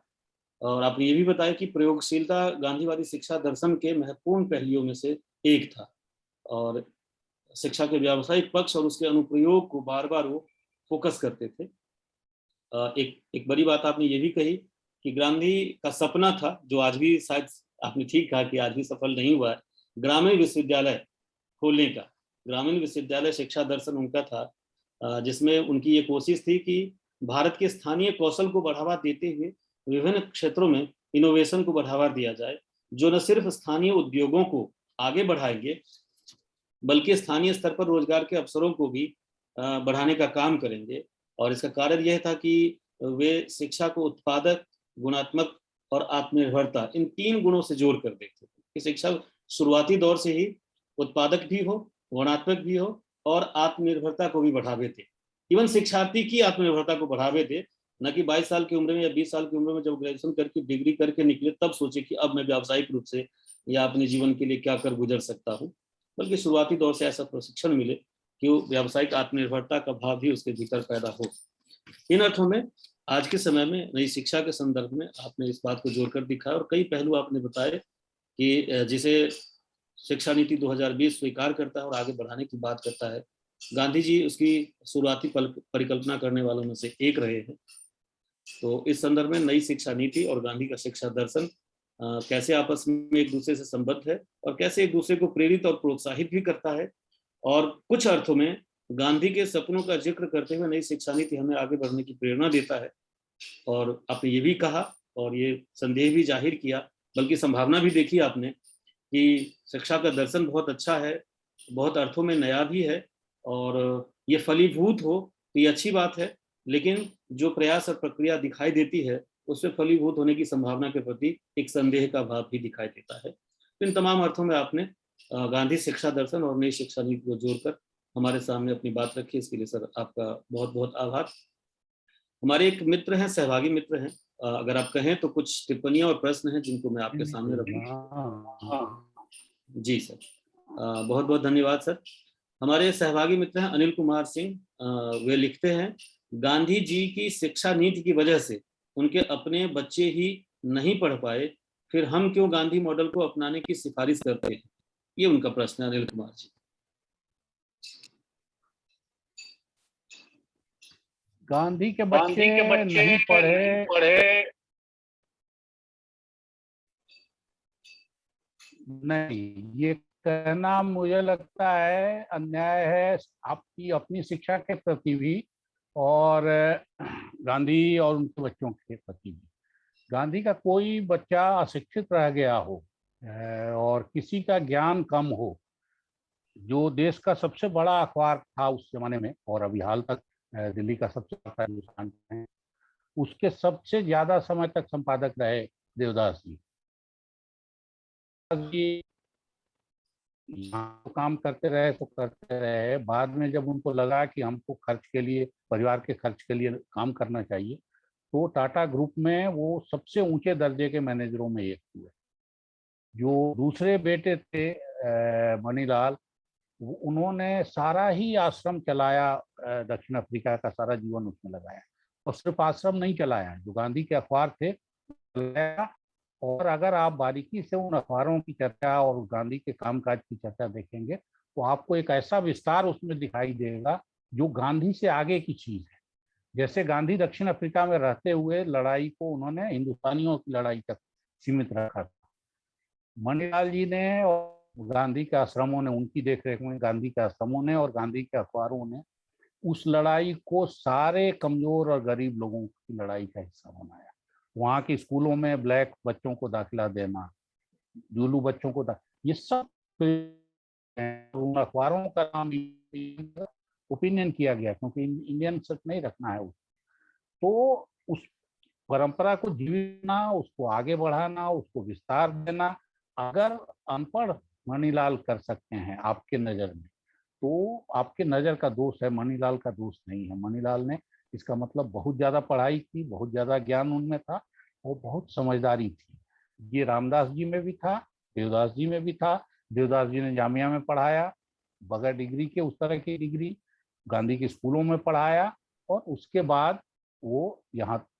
तो इसलिए डिग्री भर से पढ़ाई का रिश्ता जिस तरह से हम जोड़ते हैं, गांधी ने उस तरह से नहीं जोड़ा।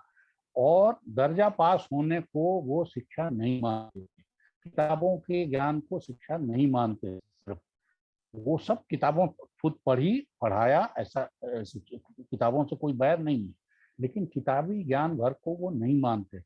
वो अनुभव को मानते थे और उसमें फिर सारी चीजों को मानते थे। गांधी के उस समय के सिलेबस को आप देखिए और चर्चा को देखिए, तो म्यूजिक तो हर क्लास में होना चाहिए, सफाई हर वर्ग के बच्चों को होनी चाहिए कि उनके रूटीन का हिस्सा होना, आर्ट हर वर्ग के बच्चों को में आना चाहिए। तो पढ़ाई कभी उन्होंने एक आधे अधूरे ढंग, प्रार्थना हर जगह होनी चाहिए। आप प्रार्थना की बातों से सहमत है? और ईश्वर को कैसा मानते थे, राम मानते थे कि रहीम मानते थे, ये भी बहस की बात है।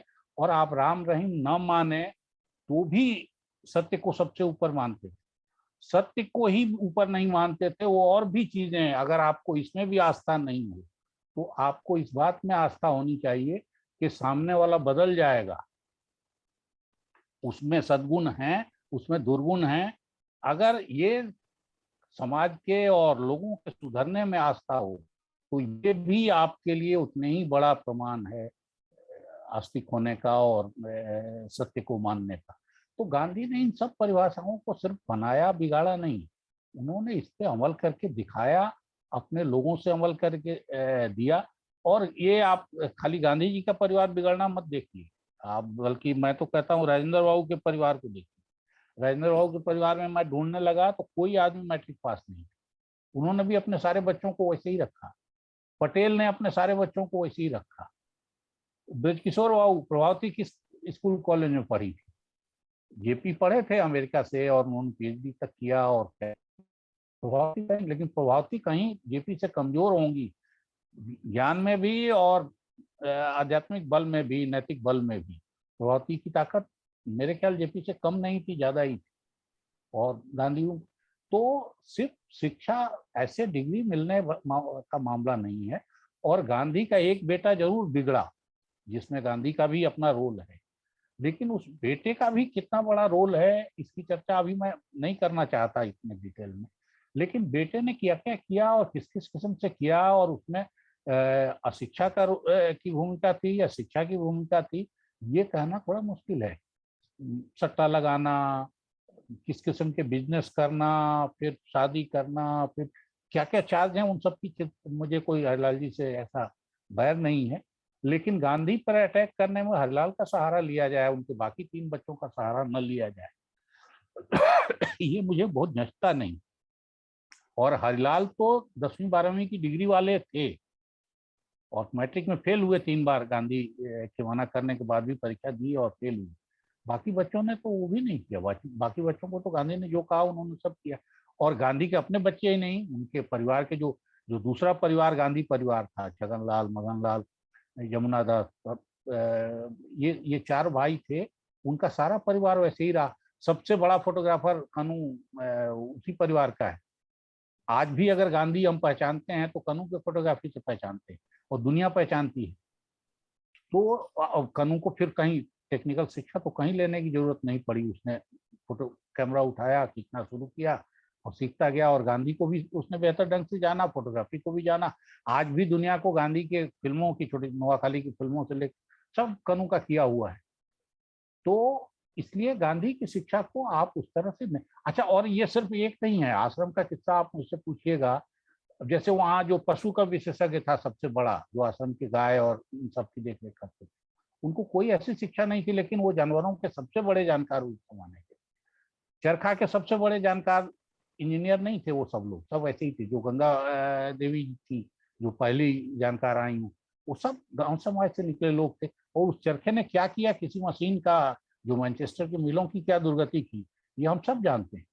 तो इसलिए ज्ञान को सिर्फ उस तरह से मानना और एक हरिलाल की बगावत को गांधी की असफलता वो थी, ऐसा नहीं है कुछ, वो गांधी भी ये मानते थे। लेकिन उसमें फिर क्या क्या हुआ, इन सब चीजों को भी गौर करना जरूरी है। और उसमें खाली गांधी की शिक्षा का प्रयोग नहीं फेल हुआ, बहुत सारी।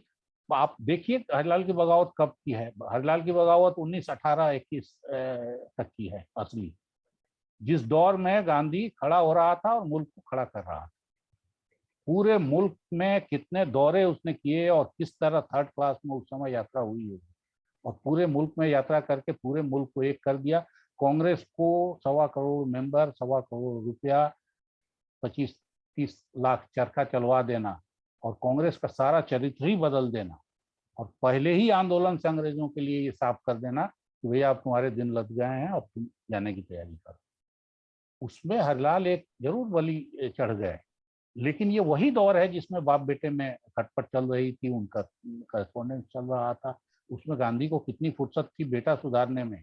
हमको आपको होता तो हम नौकरी से छुट्टी लेके बच्चों के लिए, हमारे कई साथी पढ़ते हैं कि अभी बारे वो 12वीं का उसके एग्जाम है तो अभी छुट्टी ले लेते हैं ऑफिस से, अभी उसकी इंजीनियरिंग का टेस्ट होना है तो बाकी चीजें छोड़ दो, आना जाना नाता रिश्ता ये भी सब बंद कर देते। कोई घर में आता है, मैंने तो देखा है कि घर में आता है तो बच्चे वाला कमरा बंद कर दो, चाय जल्दी पी के आप निकल जाइए, क्योंकि आप गप करेंगे तो बच्चा डिस्टर्ब होगा। तो इस किस्म की पढ़ाई गांधी करा सकते थे, तो गांधी का चॉइस था। तो उस चॉइस को आप अच्छा मानिए बुरा मानिए ये तो आपके है, लेकिन मेरे हिसाब से उनका चॉइस अच्छा ही था, मुल्क के लिए, समाज के लिए, दुनिया के लिए अच्छा ही हुआ। जी सर, बहुत बहुत धन्यवाद सर। एक हमारी प्रतिभागी हैं सुनीता चंद, वो लिख रही हैं, fully agree with your words sir, thanks for highlighting the limitations of national education policy. फिर वो जिज्ञासा और प्रश्न दोनों एक साथ जोड़ते हुए कहती हैं, do you feel sir that this system will again divide the society? Education will be the privilege for well-off sections of society, and poor people will settle for skills only. This used to be the case in earlier days also. During that period, the skilled workers didn't used to go to schools for those skills. They used to learn it from ancestors. Will the well-off section of the society would like send their children to learn iron work or poultry work in vocational courses? Definitely no. They will go for research, whereas poor will have to settle with the skill courses. Comment on it, please. ये बहुत महत्वपूर्ण सवाल है और मैं तो कहूँगा कि ये बंटवारा यहीं नहीं रुकेगा, कि ज्ञान और स्किल पे मामला नहीं रुकेगा। जो ग्रामोद्योग या हस्तशिल्प के काम है वो मामला उतने पे नहीं रुकेगा। आज की तारीख में हस्तशिल्प नामक चीज बहुत मार्जिन पे आ गया है। आप गांव में जाके देखिए और रहिए, तो बांस की टोकरी से लेके रस्सी, अब इन सब का इस्तेमाल धीरे धीरे धीरे धीरे खत्म हो गया। फूस खत्म हो गया, घर उस तरह के मैंने पूछा कई लोगों से अपने गांव में, तो उन्होंने कहा कि जितने में एक मजदूर आता है उतने में 4 टोकरी आ जाती प्लास्टिक की। तो अब वो टोकरी कोई स्किल का मामला नहीं रह गया, वो तो फैक्ट्री का प्रोडक्ट प्रोड्यूस हो जाएगा। और सिर्फ टोकरी का नहीं है, इस किस्म की सारी चीजें आप देखेंगे आपके आसपास। सीकी का काम पर गांव में इतना ज्यादा काम पहले हर तरह का होता, लोग फुर्सत में होते थे, ये काम करते रहते। आज की तारीख में इतना ज्यादा, तो ये जो डिवाइड है, पहले उससे उनका काम चल जाता था कि किसी के पास स्किल है, किसी के पास नॉलेज है, तो ये थोड़ा डिवाइड एक किस्म का था। तो उससे आज के तारीख में स्किल वाले लोग खत्म हो जाएंगे धीरे धीरे, और खत्म हो रहे हैं। सारी दुनिया में 15-16% लोग कहाँ घूम रहे हैं, किस देश के नागरिक हैं नहीं मालूम। समुद्र तट के किनारे घूम रहे हैं, भारत बर्मा सीमा पे घूम रहे हैं, अब अफगानिस्तान पाकिस्तान बॉर्डर पे घूम रहे हैं, वो किस देश के नागरिक हैं, वो क्या चाह, और इससे किसी को मतलब नहीं है। जो अपनी पॉलिटिक्स करना है, जिसको उससे फौज भेजी, वापस ले लिया, किसका क्या बन बिगड़ रहा है, इससे आज किसी को चिंता नहीं। तो उसके पास कोई स्किल भी हो, इन्हीं गाँवों में गांधी गए थे, यही बॉर्डर के गांव हैं जहाँ गांधी गए थे, तो उनको तमंचे और चाकू खूबसूरत बने हुए, जिसकी मूठें बड़ी सुंदर, तो गांधी उस पे लट्टू होते हैं चाकू पे और तमंचों पे। ये कैसे आर्टिस्ट सब है। मुझे लगता है वो भी बहुत दिन अब चलने वाला नहीं है, क्योंकि उसका रेट, आप उसी, मैं तो पत्रिकाओं का अखबार का से कह रहा हूँ कि उसी तमंचे का रेट जो फैक्ट्री मेड है उसकी कीमत, और जो वहाँ का कारीगर बनाता है लोहार, उसकी कीमत में 4 गुने का फर्क है।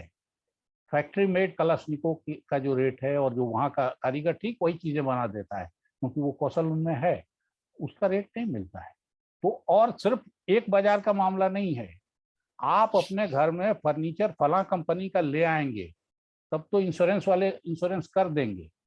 अगर बढ़ई बना के देगा तो उसका इंश्योरेंस नहीं होगा, तो फिर बढ़ई के पास कौन जाएगा। अगर आपके दरवाजे जो हैं आपके फ्लैट के और आपके घर के ऐसा बने होंगे, फला कंपनी वाले बना के जाएंगे, तो उनका इंश्योरेंस हो जाएगा। लेकिन अगर बढ़ई बना के जाएगा, अगर लोहार से कोई सामान आप लेंगे, तो वो नहीं। तो कंपनी की ब्रांडिंग, फिर उनका विज्ञापन, फिर उनका रेट, फिर इन सब चीजों का धीरे धीरे धीरे धीरे असर। और वही बच्चा जो आप, जिसकी चिंता आप कर रही हैं, जो बड़े पहले ज्ञान वाला, और वो बच्चा जाके जूता फैक्ट्री में काम करेगा, वो बड़े शान की चीज होगी। और अगर चमकार बनाता था जूता, या तो अब उसको कोई पूछने वाला नहीं होगा, वो जूता कोई पूछ भी नहीं रहा है अपने यहाँ। तो ये चेंज और भी बढ़ेगा कि धीरे धीरे हाथ से काम करने वाले सारे लोग, सिर्फ स्किल का मामला नहीं रह जाएगा, वो स्किल ही काउंट होगा जो उस तरफ जाएगा, बड़ी फैक्ट्रियों में जाएगा, बड़े इसमें जाएगा, विज्ञापनों में जाएगा। वही जो स्किल गांव में रह जाएगा, कस्बे में रह जाएगा, तो भट्टी तक रह जाएगा, वो स्किल काउंट नहीं होगा। और वो न कंपनियों के काउंट में आएगा, न सरकारों के काउंट में आएगा, न पॉलिसी बनाने वालों के काउंटिंग में आएगा। तो इसलिए बंटवारा इसी लेवल पे नहीं होगा कि गरीब उससे और ज्यादा, पहले तो उससे बच जाता था, अब वो भी बचना मुश्किल है। बहुत सही बात कही सर आपने। टेक्नोलॉजी और ब्रांड के युग में हस्तशिल्प या क्षेत्रीय जो हुनर हैं, स्किल्स हैं, उनका बचा रहना या उनका बाजार वैल्यू बना रहना बहुत मुश्किल सी बात होती चली जा रही है। यद्यपि उसी तरह के स्किल्स को जब कोई ब्रांडेड इंस्टीट्यूशंस सिखाते हैं, बताते हैं, तैयार करते हैं, तो बाजार में एक बड़ी मांग के साथ, बाजार में एक बड़ी वैल्यू के साथ बिकती चली जाती है। तो ऐसे में डिवीजन तो बढ़ता ही चला जाएगा। एक हमारे प्रतिभागी हैं सर सतीश सालवे, उनका भी कमेंट है और फिर वो जिज्ञासा आपके सामने रखना चाहते हैं। भारतीय समाज को एक नवीन दिशा देने का काम गांधी के व्यक्तित्व ने किया। अपने पूरे जीवन भर में गांधी जी ने राष्ट्र एवं देश की उन्नति के लिए जीवन भर प्रयास किया। ग्रामीण क्षेत्रों में विकास के साधनों का विकास करके शहरीकरण और गांव दोनों को जोड़ने का बहुमूल्य योगदान उनका है। सचमुच गांधी का कार्य शब्दों में बयान नहीं किया जा सकता। फिर अपनी जिज्ञासा रखते हुए आपसे पूछते हैं कि वर्तमान कलयुग में अहिंसा का पालन नहीं हो रहा है। छोटी छोटी बातों पर समाज में लड़ाई झगड़ा हो रहा है। हर दिन खुलेआम समाज में खून, बलात्कार, चोरी और अफरा तफरी मची हुई है। आज गांधी के विचारों की प्रासंगिकता कितनी ज्यादा है, इस पर आप अपना विचार दें। बहुत बड़ा सवाल है, इतना सवाल का जवाब देना आसान नहीं है। बस यही कहा जा सकता है कि जितनी देर हो रही है उतनी प्रासंगिकता बढ़ रही है और गांधी को अपनाना उतना मुश्किल हुआ जा रहा है। तो इसलिए हम लोग जितनी जल्दी गांधी को समझें और अपनाएं, उनकी बातों पर अमल करें, तो हमको उतनी जल्दी मुक्ति मिलेगी। नहीं तो चीज़ें दिन पर दिन बदतर होती जा रही हैं और गांधी जो कर गए आज 100 साल बाद, वो करना उससे कई गुना ज़्यादा मुश्किल हो गया है। तो मुश्किलें सिर्फ इसलिए नहीं है कि वो गांधी थे या वो समय था, मुश्किलें इसलिए हैं कि बाकी सभी बहुत एक्टिव हुए हैं। बहुत सारा काम उनके विरोध वाला जो लाइन है उसकी तरफ से हो रहा है और गांधी की लाइन धीरे धीरे कमजोर और मध्यम पड़ती गई। गांधी किसी और दुनिया से चीजें लेके नहीं आए थे या कुछ ऐसा लेके पैदा नहीं हुए थे। उन्होंने इसी समाज की अच्छाइयों को समेटा, बुराइयों को किनारे किया और फिर उससे अपनी लड़ाई लड़ी। लेकिन आज अच्छाइयों का मामला पहले की तुलना में कमजोर हुआ है, बुराइयों का मामला पहले से ज्यादा मजबूत हुआ है। जिन ताकतों पे गांधी आसानी से भरोसा करके और जिन्होंने ये सब काम कर लिए, आज उन ताकतों को लोकेट करना हमारे लिए मुश्किल होता जा रहा है। अन्याय के प्रतिरोध के जो तरीके गांधी ने अपनाए, उन पे सारी दुनिया लौट लौट के आ रही है, लेकिन कहीं उससे एक धारा मजबूत होती दिखाई नहीं दे रही। हर किसी को लगता है, जैसे आप अफगानिस्तान में देखिए तो अभी भी वहाँ प्रतिरोध चल रहे हैं, कई जगह हिंसक प्रतिरोध। लोग तालिबान का झंडा नहीं उठाएंगे, देश का झंडा उठाएंगे, ये लेके कई जगह औरतें और बाकी लोग निकले हैं। लेकिन वो मार्जिन पे पहुंच गए हैं। तालिबान ही आप देखिए इतने 20 साल के बाद फिर और ज्यादा मजबूत हो गया है। तो गांधी पे लोग आ रहे हैं, जरूरत गांधी की है, इसलिए हर जगह गांधी का तरीका अपना रहे हैं।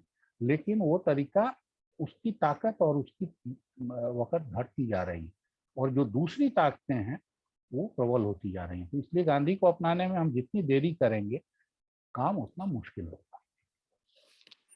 बिल्कुल सही कहा सर आपने। आज जब अच्छाई और बुराई, हिंसा और अहिंसा सारी चीजें ब्रांडेड प्रोडक्ट में बदल रही हो, तो उनकी प्रासंगिकता का सवाल तो खैर अलग तरह की बात रह जाती है। उनके व्यावसायिक उपयोग के सवाल ज्यादा महत्वपूर्ण हो गए हैं। ऐसे में एक और प्रश्न ठीक पूर्व के पूछे तो गए प्रश्न से ही जुड़ा हुआ है, जो गांधी की प्रासंगिकता से है, जुड़ा हुआ है। मनोहर लाल जी हैं सर, उनका प्रश्न है, सर वर्तमान में जब वर्तमान नेतृत्व द्वारा लोक संस्थाओं को खत्म किया जा रहा है, तो गांधी दर्शन की प्रासंगिकता या भविष्य को किस रूप में देखा जाए? ये प्रासंगिकता तो मानते ही हैं, उसके भविष्य को किस रूप में देखा जाए, ये इनकी जिज्ञासा है। देखिए, पब्लिक इंस्टीट्यूशंस का मामला सिर्फ नहीं है। असल में इस बात को ध्यान रखना चाहिए और इससे बहुत ताकत मिलती है कि डेमोक्रेसी जो है वो सिर्फ इंस्टीट्यूशन के बल पे नहीं चलती। डेमोक्रेसी 2 लेवल पे काम करती है। एक लेवल तो हमारे दिल का है। अगर हम दिल से मान लें कि हमको ये करना है या हमको ये अच्छा लगता है या ये अच्छी चीज है और इसके लिए फिर हमको जो करना होगा भुगतेंगे, तो वो पहले दिल में डेमोक्रेसी रहनी जरूरी है। इंस्टीट्यूशंस उसको काम कराने का माध्यम बनते हैं। लेकिन जैसे ही दिल की डेमोक्रेसी इंस्टीट्यूशन में आती है, कुछ ना कुछ करप्शन, जैसे 24 कैरेट से गहना नहीं बनता, 22 कैरेट बनाना पड़ता है। तो इंस्टीट्यूशन बनाते हुए भी कई तरह की चीज़ों में आपको कंप्रोमाइज थोड़े करने पड़ते हैं। तो इसलिए जब करप्शन की बात आती है तो इंस्टीट्यूशन ज़्यादा जल्दी करप्ट होते हैं, इंस्टीट्यूशन ज़्यादा जल्दी खत्म होते हैं। लेकिन अगर दिल के अंदर डेमोक्रेसी बनी हुई है, बची हुई है, तो इंस्टीट्यूशन फिर से खड़े हो जाते हैं, डेमोक्रेसी फिर से खड़ी हो जाएगी। तो ज़्यादा जरूरी है कि हमारे दिल के अंदर अच्छाई रहे और शिक्षा का उद्देश्य अगर सिर्फ करियर और किताबी रह जाएगा तो ये उद्देश्य धीमा पड़ेगा। अगर मोरल शिक्षा भी हो, अगर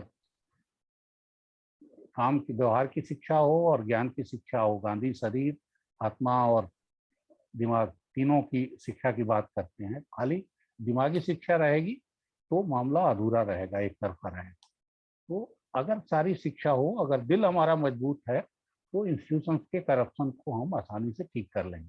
हमारे दिल से अगर डेमोक्रेसी और अच्छाई निकल जाएगी तो कितने भी बढ़िया इंस्टीट्यूशन होंगे उनसे काम नहीं होगा। तो इसलिए अंदर की चीज़ों को बचाना, बढ़ाना, पालना पोसना, मजबूत करना, ये ज़्यादा जरूरी। जी सर, एक लगभग अंतिम प्रश्न है जो टिप्पणी भी है, गोपाल कुमार जी हैं उनका है। वे लिखते हैं, कहावतें समाज का आईना मानी जाती हैं।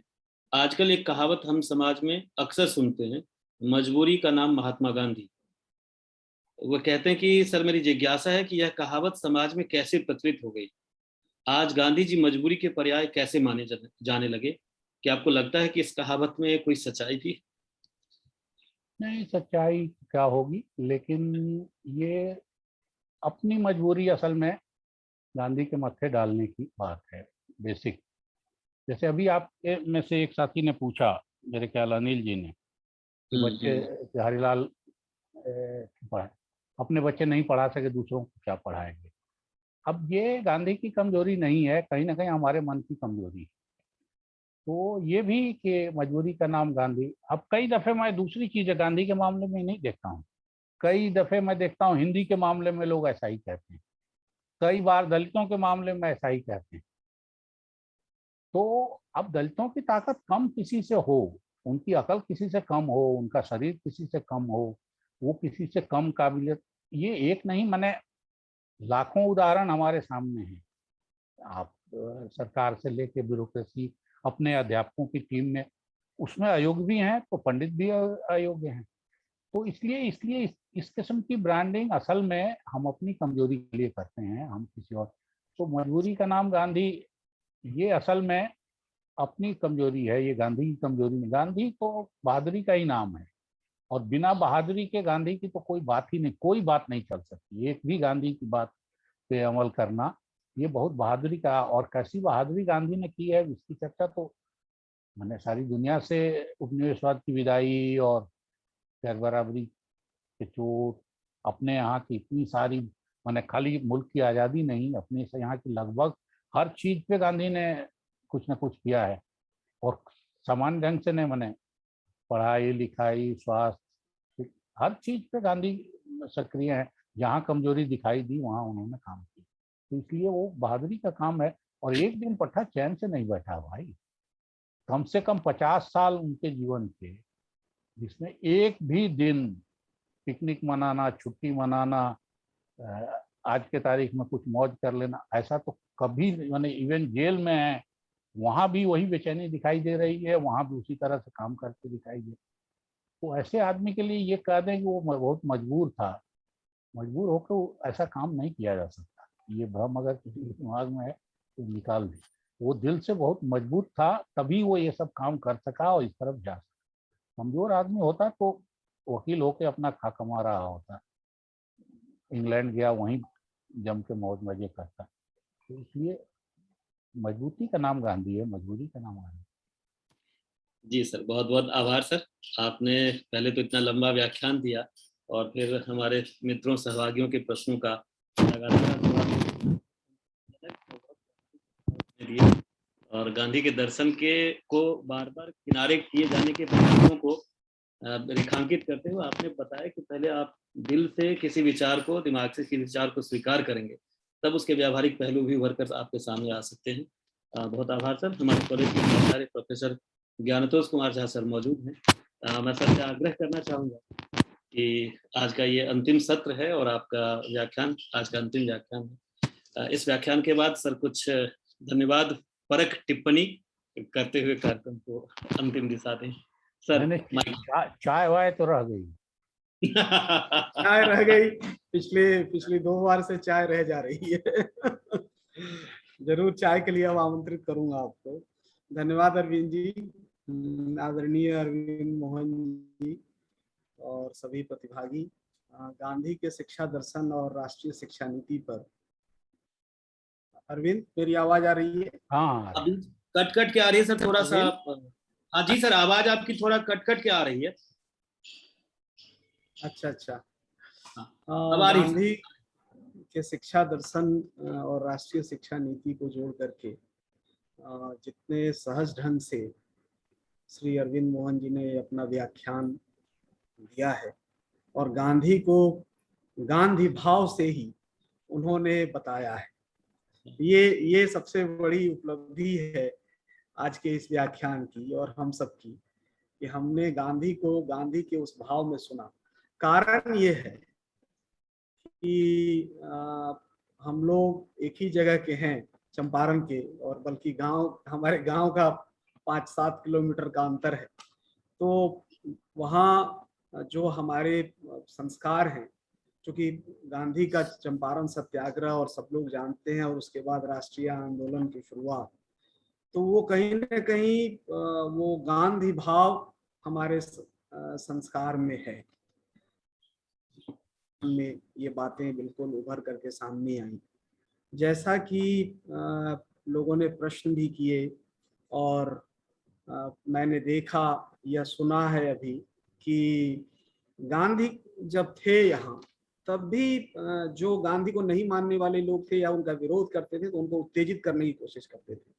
कहीं न कहीं उसी तरह के प्रश्न भी आ जाए, और उसको मैंने इसीलिए कहा कि गांधी भाव से उन्होंने व्याख्यान और उन सब चीजों का समाधान और उत्तर दिया। चूंकि गांधी, मुझे एक जिज्ञासा थी हालांकि कि गांधी की बुनियादी स्कूल पर भी कुछ बात होनी चाहिए, क्योंकि जो आज राष्ट्रीय शिक्षा नीति है और जिस तरह से कौशल को लेकर के आपने बात की, कि कौशल, आज जिस कौशल की बात हम कह रहे हैं वो सॉफ्ट स्किल, यानी कुछ इस तरह के कौशल के विकास की बात, वो हस्त उद्योग या हस्तकला या ये सब जो बातें थी वो अब अतीत की होती जा रही हैं। नए नए कौशल के विकास की बात हो रही है, और इसके लिए पूरा का पूरा सब अभियान चल रहा है, और राष्ट्रीय शिक्षा नीति में उसी तरह के कौशल के विकास की बात है। तो ये भी एक विचारणीय विषय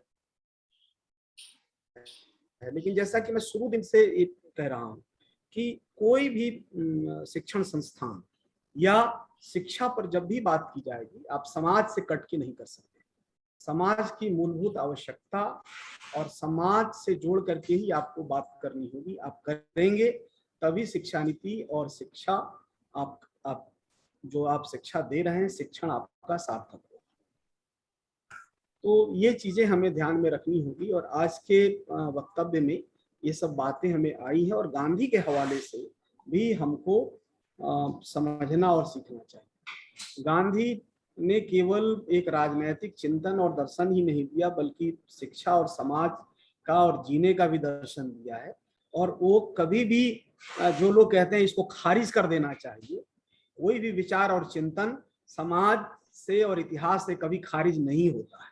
ये अलग बात है कि एक समय में एक धारा थोड़ी बलवती हो जाती है तो लगता है कि वो दूसरी धारा छीण पड़ गई है, लेकिन वो कभी खारिज नहीं होता है। और आज भी गांधी के स्वच्छता की बात हो, गांधी के हस्तशिल्प और उद्योग की बात हो, गांधी के चरखा की बात हो, गांधी के खादी की बात हो, गांधी के स्वावलंबन की बात हो, गांधी के गांवों की आत्मनिर्भरता की बात हो, वो सब उसी तरह से कामयाब है और उसको अपनाने की बातें हो रही है, थोड़ा सा अदल बदल करके।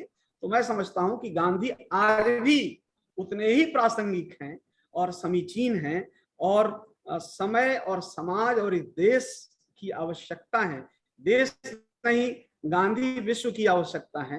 तो राष्ट्रीय शिक्षा नीति हो या समाज और देश पर जब भी बात होगी, गांधी की बात और गांधी दर्शन की जरूर बात होगी।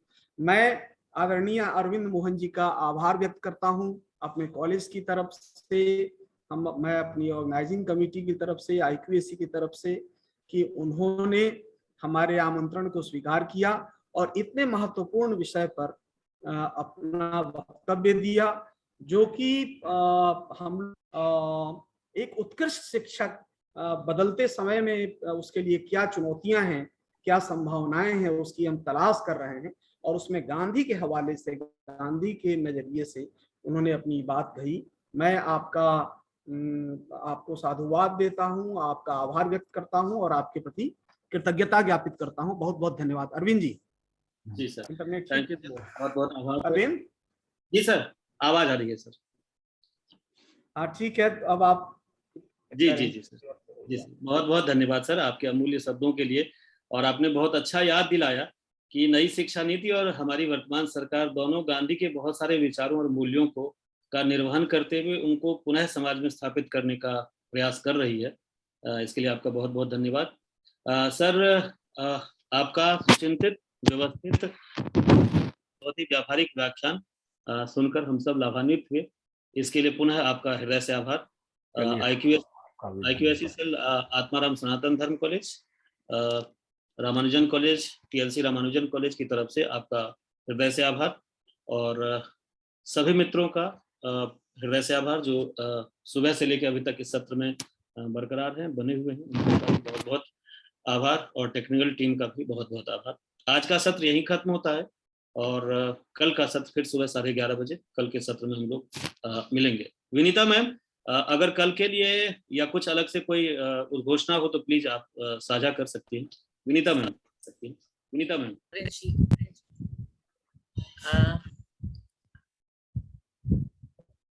Tomorrow we'll be meeting at 11:30, but again